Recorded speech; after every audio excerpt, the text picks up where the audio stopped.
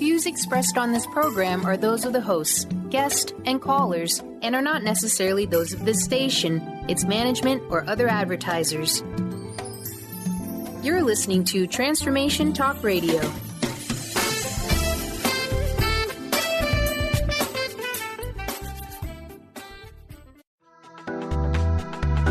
This show's audio was via a Skype call. Welcome to Cultural Brilliance Radio, the DNA of organizational excellence with Claudette Rowley. Conversations that are transforming the world of culture and business. Claudette brings fresh, innovative perspectives that push the boundaries of what organizational cultures can and should be. Learn how to catalyze your organization's workforce into an authentic, intentional, and financially successful culture. Now here's your host, Claudette Rowley. Hi, everybody. I'm Claudette Rowley, and you are listening to Cultural Brilliance, the DNA of organizational excellence on Transformation Talk Radio. Stay with us for the next hour, and let us help you experience some groundbreaking ways to transform your company's culture. Twice each month, we have some of the foremost experts on organizational culture, helping you understand how to make a brilliant culture the rule rather than the exception. So today, I'm really excited about our guest. Our guest is Doug Kirkpatrick, and he is an organizational change consultant, TEDx and keynote speaker, executive coach, author, and educator. He is also a regular contributor to the Huffington Post blog on great work cultures and author of Beyond Empowerment, The Age of the Self-Managed Organization. As a partner in New Focus Strategic Group, an international consulting firm, he leads organizational transformation and education initiatives around the world. In 2017, he signed a publishing agreement with Forbes Books to author a new book on the future of work. Welcome, Doug.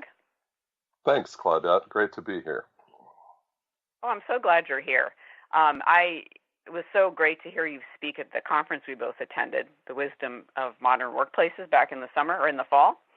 That's right. And ever since then, I've been really looking forward to sharing with listeners this whole your book and this great concept and idea of self-managed organizations, which I think is so important. And I feel like a lot of people don't know enough about it. Has that been your sense? I agree that not enough people know about it, particularly leaders of organizations. I also find that people are learning more and more about it every month and every year. And the term self-management is becoming fairly well recognized in management circles, so it is becoming more popularized. Yeah, and that's a great thing. So speaking of that, when you talk about self-management, what are you really talking about? What's the concept behind it?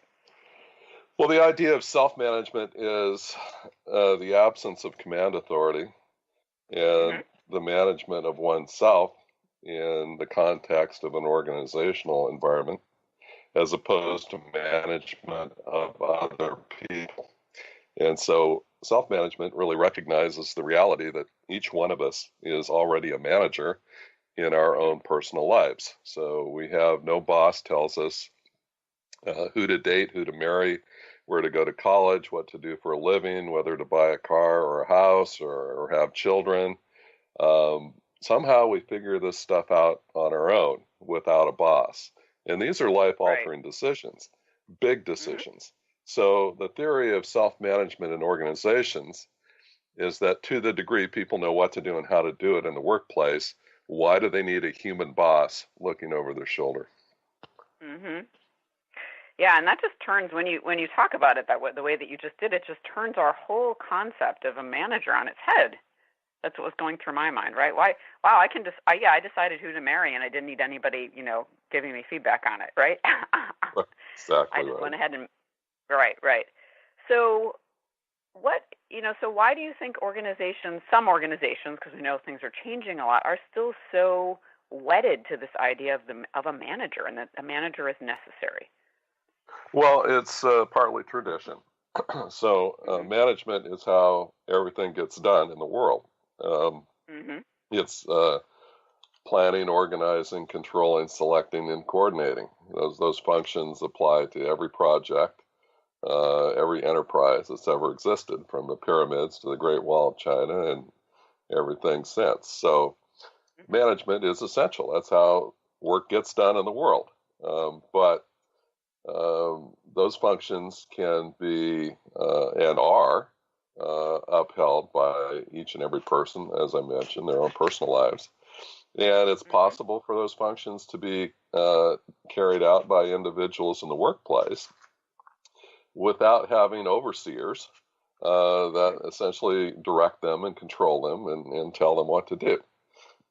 So it is possible to distribute those functions, and those functions are not rocket science. Obviously, one can develop commercial expertise in management to one degree or another, but those functions can be carried out by individuals throughout an organization, which lowers the cost of bureaucracy, makes decision-making more efficient, and creates a leaner and stronger enterprise.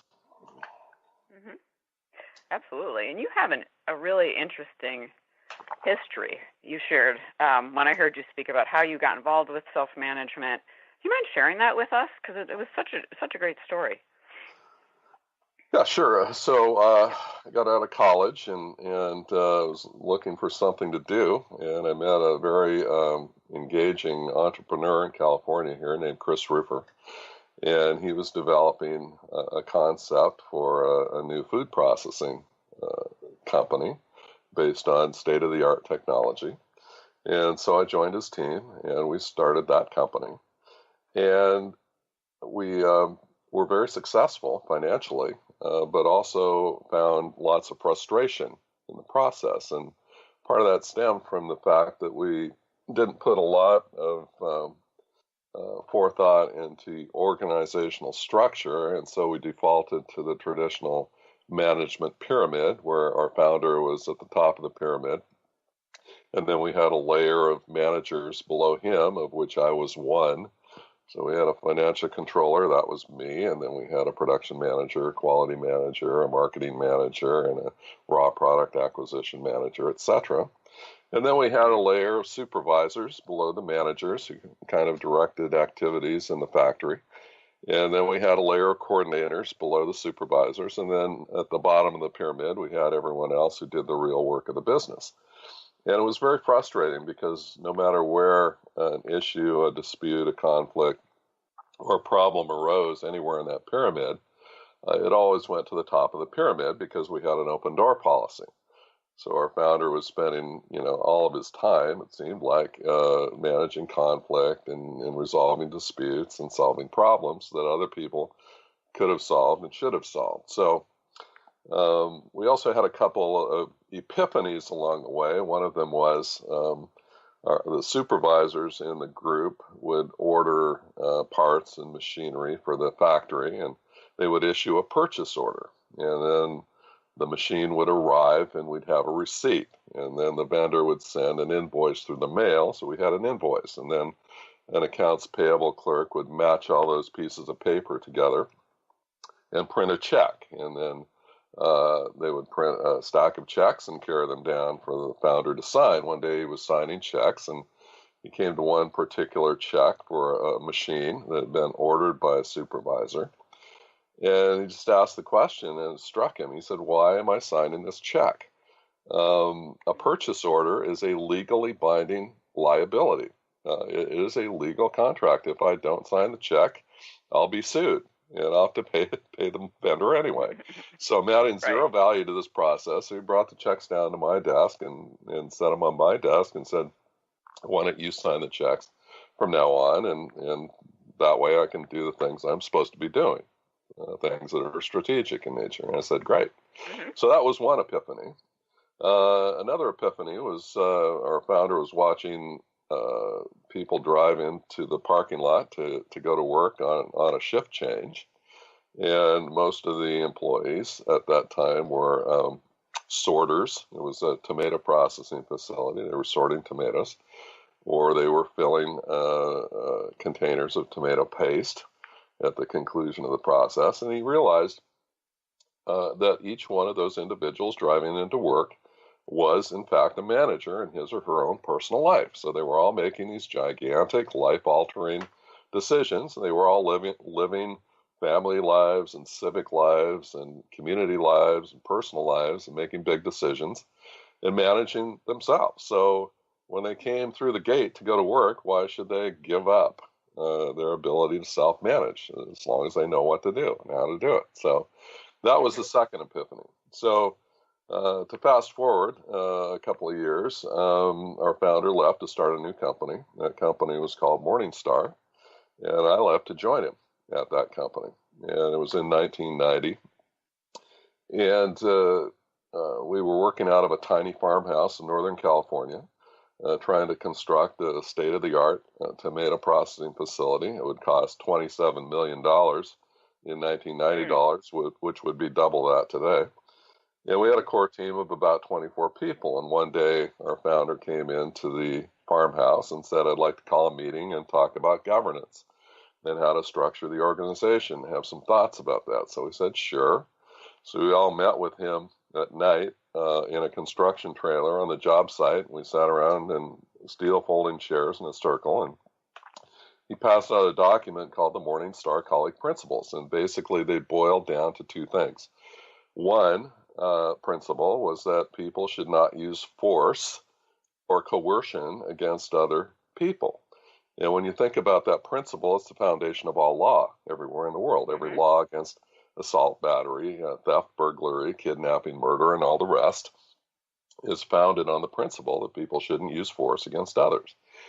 And the second principle is people should respect and honor the commitments they make to each other. So when you think about that principle, it's also foundational to law, because contract law would be meaningless but for the fact that parties make commitments and deliver and fulfill commitments to each other. So we talked about the principles and discussed them for a couple hours. And at the end of the evening, we kind of looked at each other and said, okay, we can't really argue with these. They're essentially self-evident.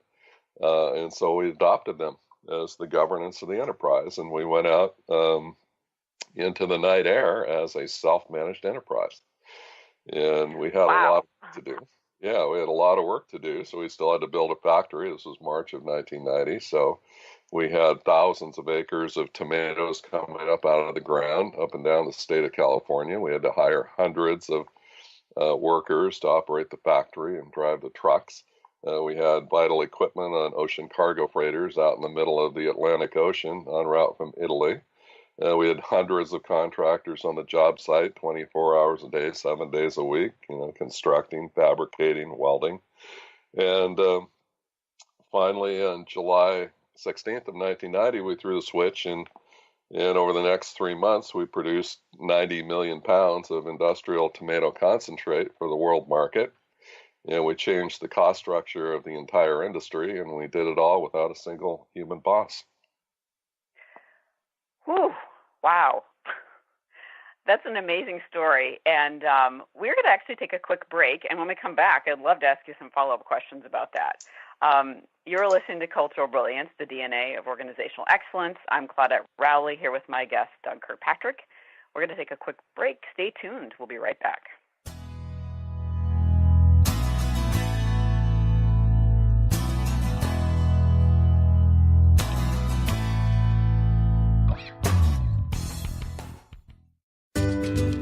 Don't you wish you had more joy in your life?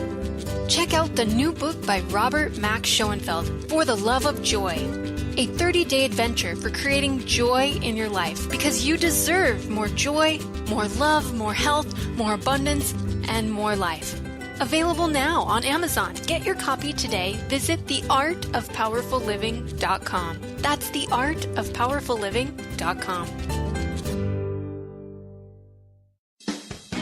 Wow. Hey, everyone. Welcome. Welcome to the Dr. Pat Show. This is Talk Radio to Thrive By. I'm telling you, I got to pinch myself some days, because when each of us gets called to do something that we so not thought was in our wheelhouse to do for a purpose that's so much greater than us, we get to show up and shine. If you would like to show up and shine on the Dr. Pat Show as a co-host or sponsor, send us an email to inspire@thedrpatshow.com. Stay juicy. Tune in to Your Juicy Love with me, Una Drake, co-hosting monthly with Dr. Pat and every second Monday at 12 p.m. on Transformation Talk Radio. My show, Your Juicy Love, helps you find the dynamic, life-affirming love you've always wanted. Transform your relationships and bring peace, joy, and juicy, juicy love to planet Earth. For more information, visit unadrake.com. On the cutting edge of the new mainstream, Christine Upchurch is passionate about bringing together science, psychology, and spirituality in a way that can be applied to our everyday lives for true transformation. The Christine Upchurch Show, stellar conversations to illuminate your journey, engages some of the most outstanding visionaries on the planet in lively dialogue to inspire you to become that bright light you're meant to be. Join Christine every Friday at 11 a.m. Pacific Time on KKNW, AM 1150, and Transformation Talk Radio. If you have been struggling with fear and anxiety, you know how debilitating these emotions can be. You constantly doubt yourself, you can't make decisions, and feel more and more insecure and stuck. Dr. Friedman Schaub's book, The Fear and Anxiety Solution, will provide you with the insights and tools to break through these challenges. Through a step-by-step process, Dr. Schaub explains how to resolve the subconscious root causes of fear and anxiety and build a strong foundation of inner peace and confidence. Visit www.thefearandanxietysolution.com and get your copy now. Order your copy of Dr. Friedman Schaub's The Fear and Anxiety Solution today. Visit thefearandanxietysolution.com for more information.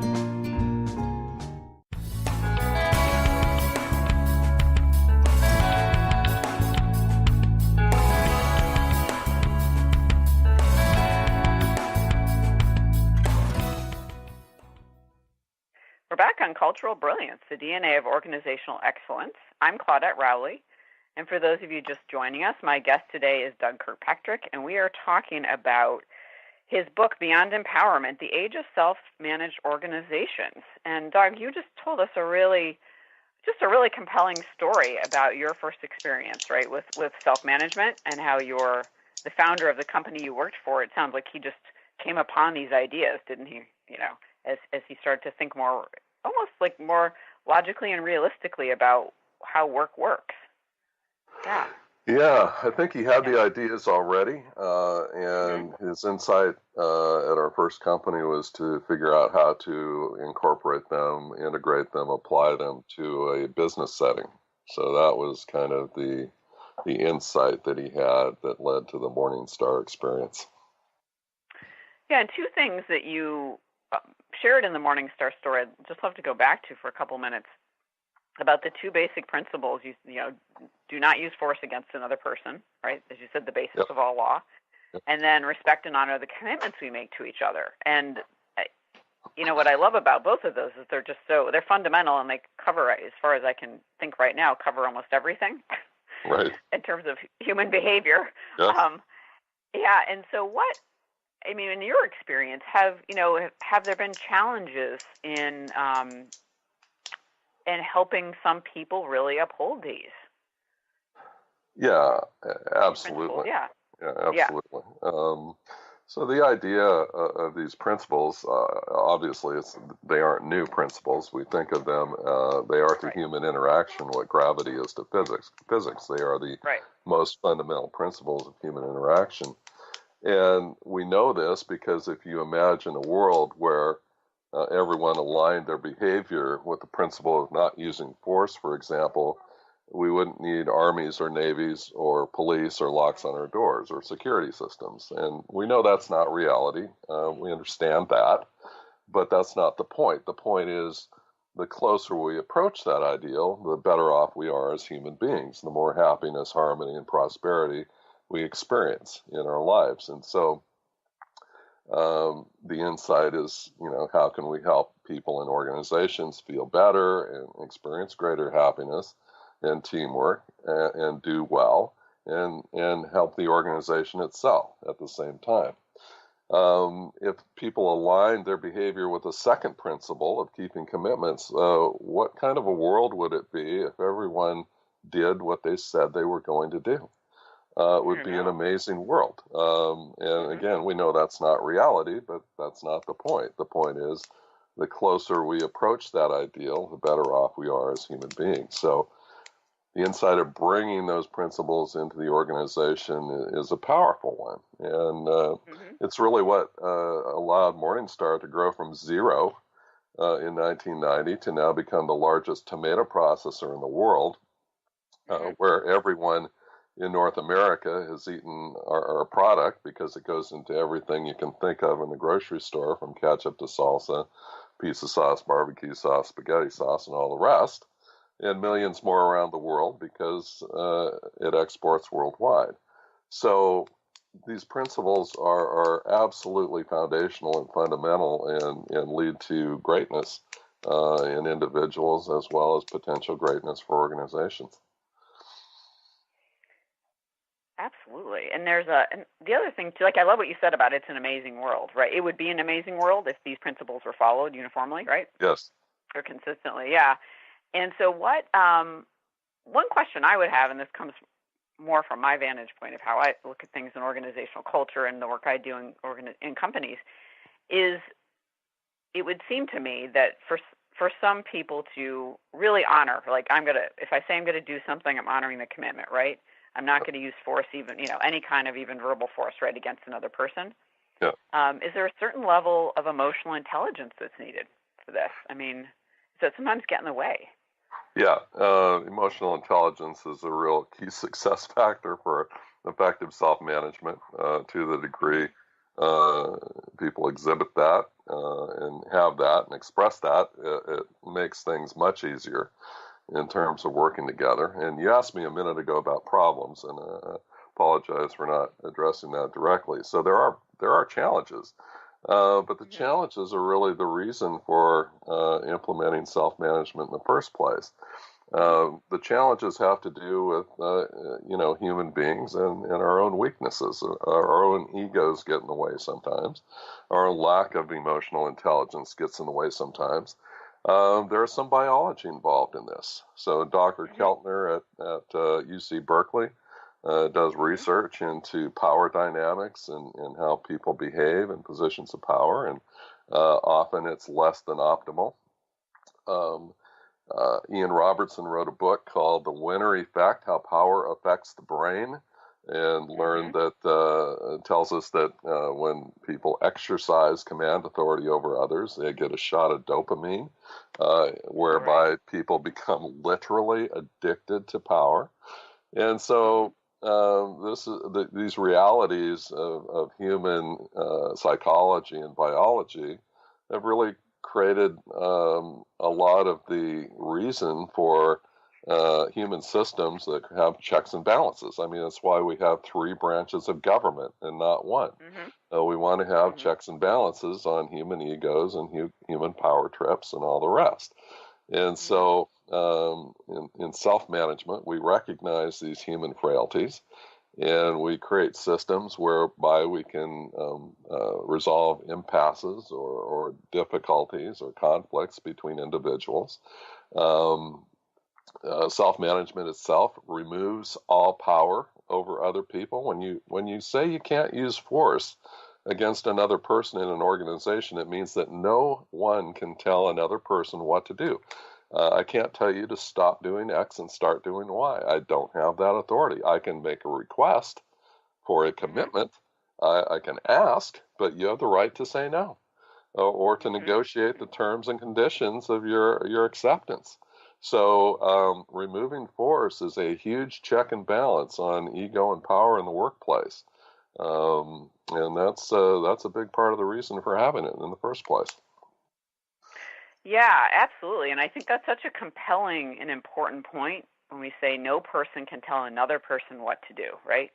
Yeah. That's really a radical mindset change for many people. Yes.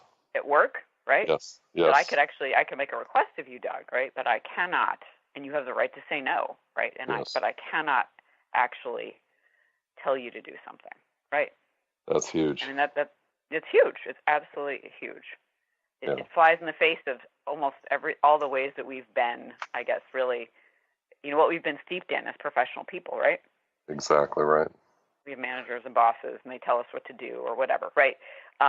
So that is, to remove all power. If you're used to being a CEO, actually, even as a CEO, it sounds like I wouldn't have the right to say to tell you to do something. I could ask and make a request, but I couldn't tell you to do it.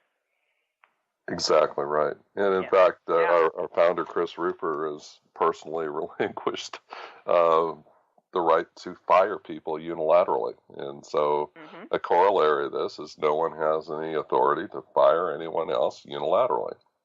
You can request that people exit the company for reasons of integrity or performance or both, but it's a request. And you can invoke a process that will lead to a resolution, but you can't do things unilaterally using command authority. One thing that I'm curious about, this is occurring to me right in this moment, is so when you're working in a company like this, right, when you're an employee, or as I know you do a lot of consulting now, right, what does it feel like to be there? Like, is there kind of a palpable difference in the energy or the atmosphere and environment? Yeah, I would say so. And what people tend to notice is the openness and transparency of the people that they talk to. So if they walk through the environment and talk to individual actors and contributors, they're very open, and they bring in their colleagues to the discussion, and they're very forthright about things that they think need to change, or things that are going well, or things that need to be modified.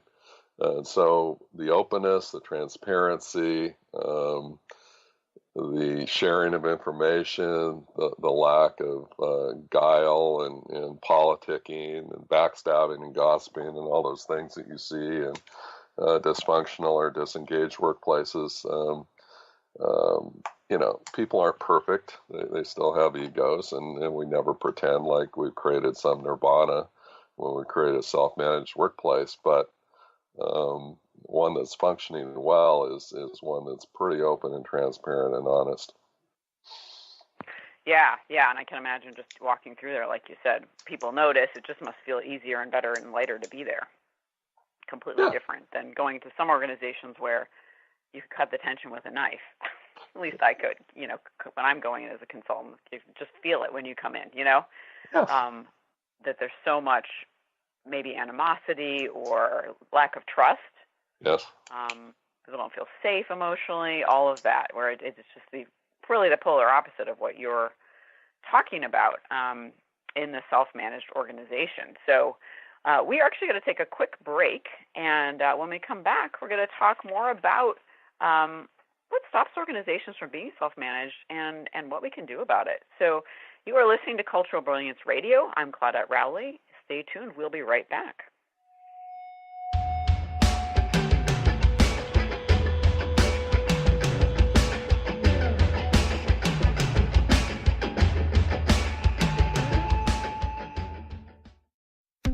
Winning at the game of money. Lynn Brown is now offering Full Spectrum Finance, a progressive 12-month program that will help you to navigate through the mechanics of financial expansion. Finally, a financial planner who looks at the full spectrum of money and abundance. Engage you in the mental, physical, and energetic aspects of finance. This is Full Spectrum Finance. Are you ready to get into it? For more information, go to fullspectrumfinance.com. Tune in to the hit show Raging Skillet Radio, Mouthing Off with Chef Rossi. Chef Rossi mouths off about different subjects in pursuit of breaking down walls and opening up your minds. She and Dr. Pat banter back and forth, taking from the headlines of the day on subjects that reach beyond what goes on in the world into your hearts. And go to theragingskillet.com to find out more and let Chef Rossi know what's on your mind. What is a brilliant culture, and how do we create them? Why are they important? Claudette Rowley has created a breakthrough 5-step process to help you align your culture with your business strategy for exceptional results. Looking for a culture that drives organizational excellence? Listen to Cultural Brilliance Radio, the second and fourth Friday of each month at 10 a.m. Pacific and 1 p.m. Eastern on Transformation Talk Radio. To learn more or work with Claudette, visit culturalbrilliance.com. Tune in to The Truth is Funny with Colette Steffen each Wednesday at 8 a.m. Pacific, 11 a.m. Eastern on TransformationTalkRadio.com. This hit show will have you thinking outside the box and riding the wave of infinite potential. Join Colette on the Higher Self Network, inspiring listeners to shine their brilliance and ensure success while roaring with laughter as they recognize the humor of the giant cosmic joke. Visit TheTruthIsFunny.com. Choose the new earth on the Cornelia Stephanie Show. Tune in each week on Transformation Talk Radio as Cornelia takes listeners on an odyssey of higher consciousness to inspire, educate, and empower. Cornelia guides people on the path of self-healing, peace, and liberation. The Cornelia Stephanie Show is your catalyst for anchoring heaven on earth on a global scale. For more information, go to corneliastephanie.com. Best-selling author, spiritual life, and business coach Joe Nunziata brings his higher energy and no-nonsense style to people who are ready to make powerful changes now. Wake up, step up, power up with a shot of Joe.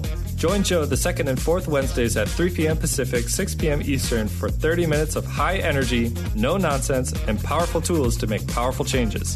Visit joenuns.com. That's JOENUNZ.com.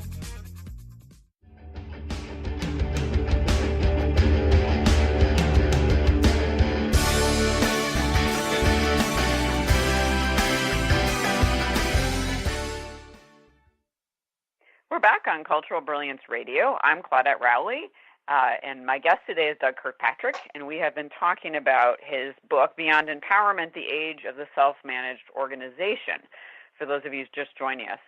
Doug, before we jump back into our conversation, if listeners wanted to find out more about your work or your book, what would be the best way for them to do that?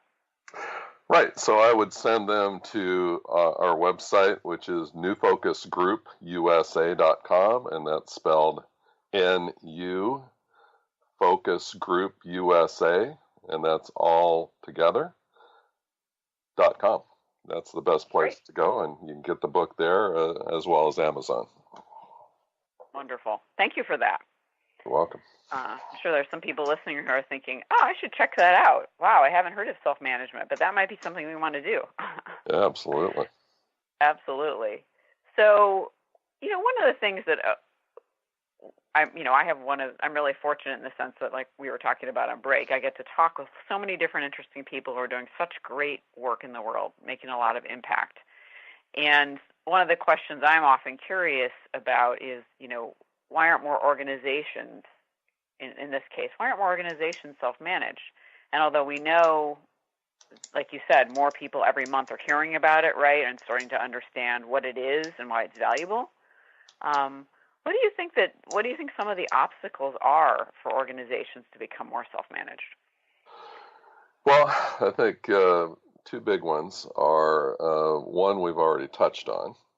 It requires leaders to give up power. Right. And to organize around simple, clear principles. Gary Hamel, a very well-known management expert and author, recently reiterated those points at a conference in September in China. It's very important that leaders figure out how to relinquish authority and to organize around simple, clear principles. That's not necessarily easy, and it's partly based in biology. So we've got those challenges. The second thing I would think is just it's the inertia of tradition. So traditional management in the industrial age really became strong beginning in the 1840s and moving forward. When we started the Industrial Revolution here in the United States, we had lots of railroads and steel companies and the like, and And they relied on traditional management, and that was very hierarchical and layered and top-down and command and control. And it kind of made sense for the time because the communication systems at the time were primitive compared to today. So we were moving information around on scraps of paper or via Morse code at one character at a time. Railroads needed a manager for every 100 miles of railroad track just to make sure the trains didn't collide with each other. And based on some recent episodes, maybe we need to revert back to that in some cases. I was going to say, yeah. But it was a different world. And in today's world, information moves on rivers at light speed.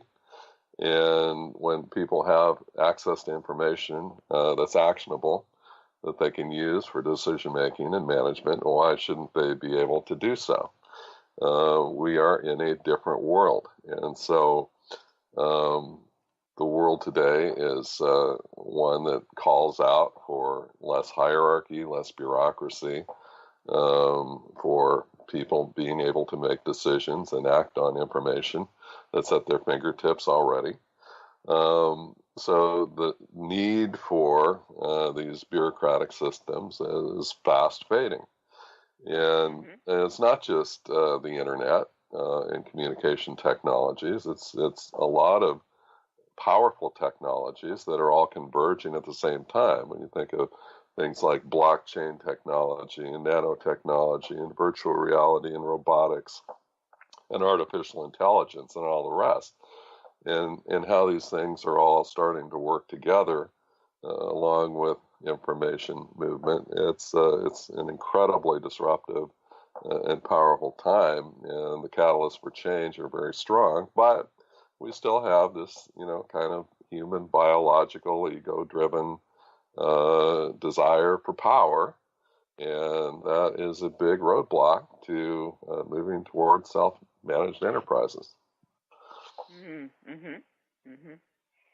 And this power, and I was curious, in your role as a consultant, have you seen cases where a leader who was a very powerful, I'm making this up, but a very powerful leader, right, who decided to really saw the wisdom, right, and the efficiency in self-managed organizations, someone who was able to say, you know what, I'm going to shift how I am in terms of power for the good of the organization. Have you seen people who are able to make that transition? Yes, and I point to a very powerful example in China, where the Haier Group is the world's largest appliance manufacturer. A few years ago, they had 80,000 employees globally. Wow. They shed about 10,000 middle managers and got down to 70,000. And they created almost 4,000 self-managed teams out of their entire global workforce. And it's all really the brainchild of their very visionary CEO, Zhang Remin, who founded the company in 1986. It was a failing enterprise, making poor quality refrigerators, and Zhang Remin smashed the refrigerators in his inventory, 76 refrigerators, with a sledgehammer, and said, we're not going to make bad quality product anymore. We're going to be a different company. And he embarked on a decades-long pursuit of excellence. And where he ended up is that in 2012, he formed this concept called Rend and Hay, which is about having zero distance to customers through information technology, the internet. The Internet of Things is how he describes the current age. And he wanted everyone in his company to be able to be an innovator and an entrepreneur. So in these self-managed teams, if someone spots an opportunity for a new product or service, they're able to apply for funding. And if they create a successful product or service, there's a possibility of securing outside venture capital and spinning off an entirely new company. It's it's a platform for massive innovation and entrepreneurship, unlike anything the world's ever seen. And so it's just a matter of, it's a result, really, of Jean Ramin and his extremely deep, broad understanding and reading and depth and thought and really coming up with this idea that the future is self-managed. And we better be there, and we better be in the forefront of things.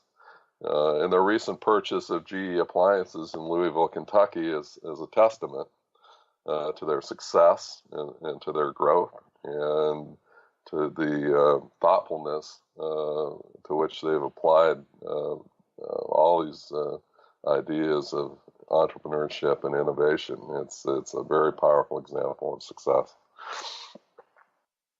Sounds like it, yeah. And to have, what, 80, you said 80,000 people? Now they have about 70,000. Yeah, absolutely. But have this this image I was having of all these, 70, 80,000 people, all making their own decisions, right?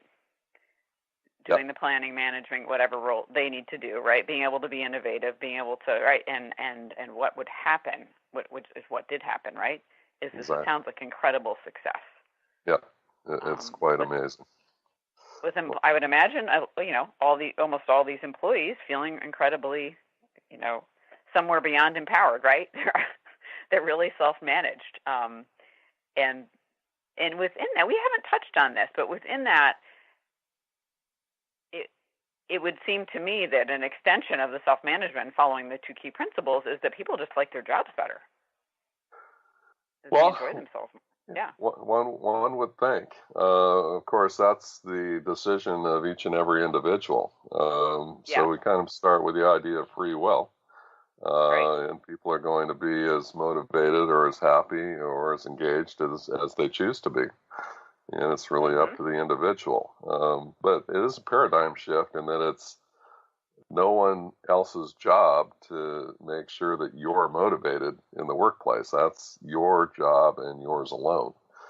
And so when you start with the idea of free will and you recognize that, then it's actually quite liberating for traditional managers, because now they're not responsible for the attitudes and the moods and the motivations of individual contributors who are quote unquote under their control and direction.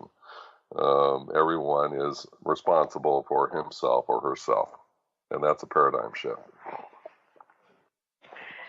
That is a huge paradigm shift, because they're, hot topics, right? Still in management that I talk with people about and read about are, how can I motivate my employees more effectively? And you're saying, well, you can't, because they can only motivate themselves. Yeah. Well, let's unpack that statement, Claudette, that you just made. How can I motivate my employees more effectively? I would argue, first of all, they're not your employees. Every person is an individual contributor, and they're choosing whether to be there on a given day or not. Secondly, I would argue that part of change has to do with language and culture. And if you look at the word employee, we never use the word employee at Morningstar, and I definitely eschew the use of that term with my clients, because the word employee literally means someone who works for another person for pay. And if you talk to any millennial anywhere in the world, they don't want to work for other people. They want to work for purpose and meaning. And most of them aren't working just for pay.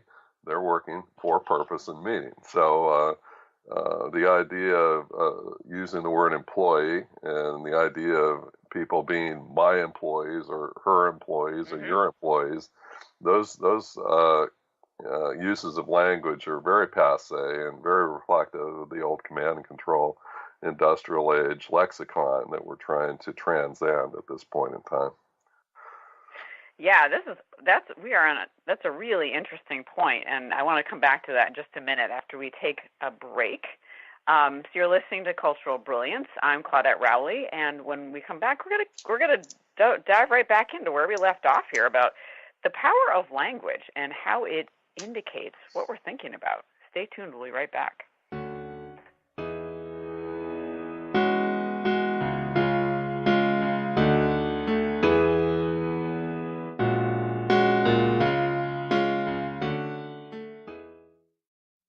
Is traditional medicine not working for you? Do you still feel as if your health isn't 100%? Here at the Holistic Medical Center, Dr. Nushin Darvish and the qualified staff look through the dimensions of wellness and start a healing plan prioritized to your needs. Our physicians assess the whole you until complete health is achieved. Get the help you need by visiting drdarvish.com or call 425-451-0404. Calling all moms, it's time to awaken your vibrant, intuitive, loving self in every area of your life.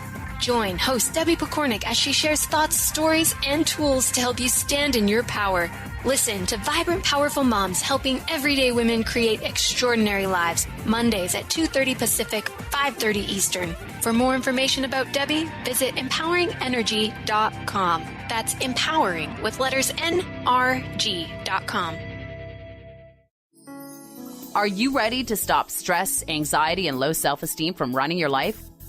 Join award-winning author Dr. Friedemann Schaub for Empowerment Radio and learn breakthrough solutions to switch out of survival mode and approach every day with great ease, joy, and purpose. Tune in the first and third Wednesday at 11 a.m. Pacific to Empowerment Radio with host Dr. Friedemann Schaub on Transformation Talk Radio. Visit thefearandanxietysolution.com to learn more.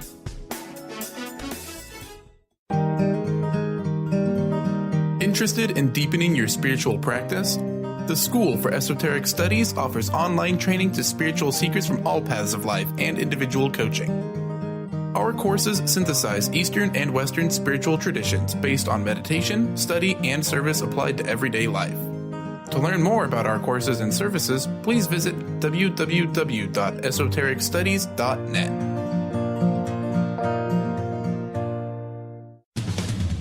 The Janice Underwood Show, helping you create the life you want, not the life you tolerate. Tune in each Monday, 9 a.m. Pacific on Transformation Talk Radio as Janice delves into the life creator system and the next step in your spiritual evolution. Janice Underwood is gifted at helping spiritually minded people shift their mindsets to unleash the creator within. Our souls wish to wake us up. Those of us listening hear the call. Do you? For more information, visit janiceunderwood.com. Did you know that all of the shows on the Transformation Radio Network are available as podcasts to stream or download? Really? Check us out. Go to transformationradio.fm. We have business shows, spiritual shows, energy healing shows, and pretty much everything in between. Something for everyone, guaranteed to inspire, educate, and transform. We are transforming the world, one listener at a time.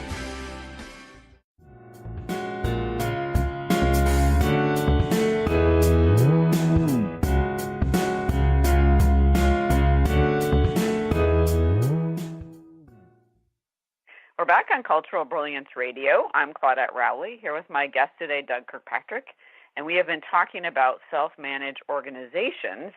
And right before the break, Doug, we started to really talk about the power of language, right? That how we use language, especially around work, often helps us understand, reveals, I guess is a better way of saying it, the paradigm, right? So I was saying something about your employee, someone's talking about their employees, and you said, well, employees are not anybody's, right? Right. Employees are people who literally work for pay, and both of those are part of this older command and control way of thinking about work. Yes. So and I know you've done quite a bit of work on the power of language and really kind of dissecting and thinking this through. So what are some words that help us shift into a different and better paradigm? What are some other words we can use? Well, human beings, people. Always good. Those are the words that I would shift to, because the other language that's grown up around humans at work is very dehumanizing. So we even look at the use of possessive pronouns. So leaders will talk about our people, my people, your people, his people, her people, your people, their people, its people. I think we should reserve possessive pronouns for things that can actually be possessed and not for human beings. The term human resources itself, Henry Mintzberg, a great management thinker, his battle cry is, I'm not a human resource, I'm a human being. And, it's an expression that most people resonate with.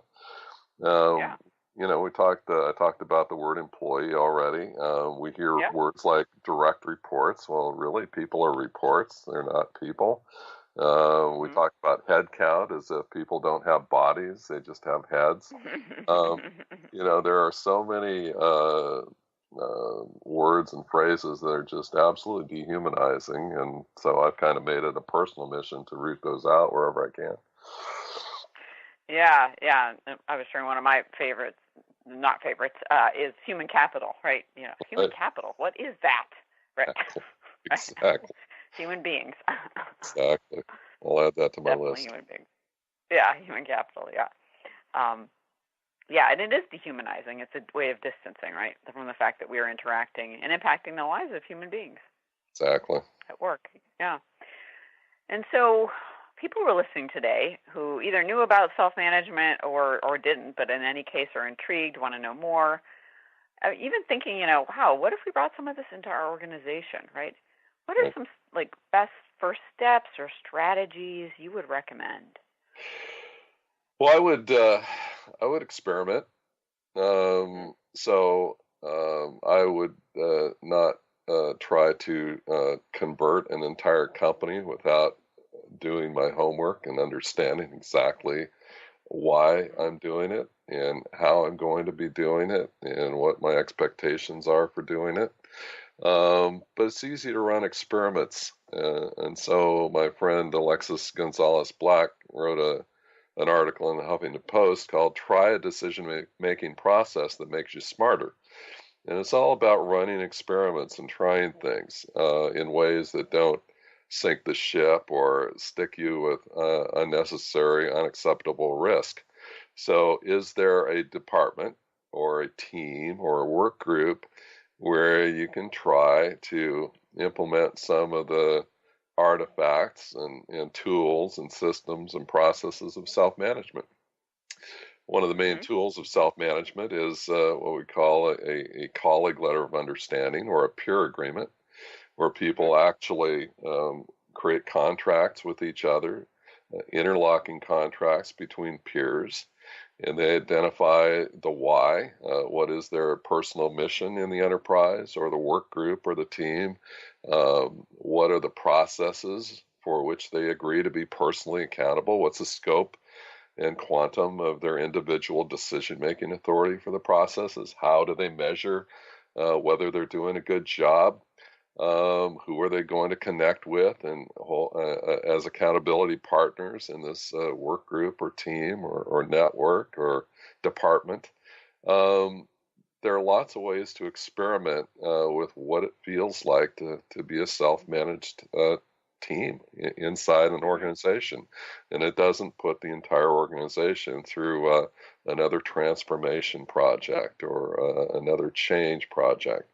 So small experiments, try things. If they're safe enough to try, give it a shot, measure the results, find out how it worked, what's working well, what's not working well, reconfigure the experiment. Just try some things and see how they work.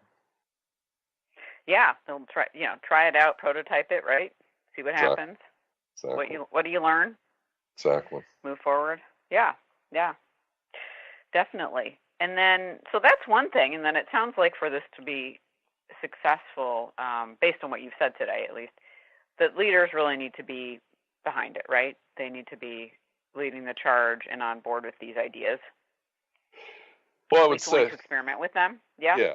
I would say to try things without having a buy-in or the backing of people who have authority to quash or stop your experiment would probably be a bit daunting. It would be better to have the support, tacit, explicit, or implicit support of people who have power to stop or start or affect your experiment. So I think that's important to help them tie into your experiment as a stakeholder and keep them up to date. And it's part of building trust and respect with the larger organization. And what's as we're coming to a close here, and even just a sentence or two, what is your vision for what the world could be like if our organizations were self-managed? Yeah, so I see my vision is a world where people are doing fulfilling work that makes them feel good about themselves, that is contributing value to society, to the rest of the world. So that's my vision. If everyone in the world could be doing that, it would be an amazing world. I wholeheartedly agree. It absolutely would. So, Doug, I want to thank you so much for being on the show today and sharing your knowledge and expertise with us. Thank you. Thank you, Claudette, very much. Yeah, and it was really interesting, and I think a lot of what you shared was it falls in that category for me of some seemingly simple yet incredibly profound and impactful. I want to thank all of our listeners for tuning in to Cultural Brilliance Radio. I had a wonderful time as always. Please join me the second and fourth Fridays of the month at 1 p.m. Eastern, 10 a.m. Pacific. Have a great week, and I'll see you back here next time. You've been listening to the hit show Cultural Brilliance Radio, the DNA of organizational excellence with Claudette Rowley. Conversations that are transforming the world of culture and business. You can download this podcast and find out more about Claudette and her breakthrough work at ClaudetteRowley.com. Please contact Claudette and find out how you can create a brilliant culture.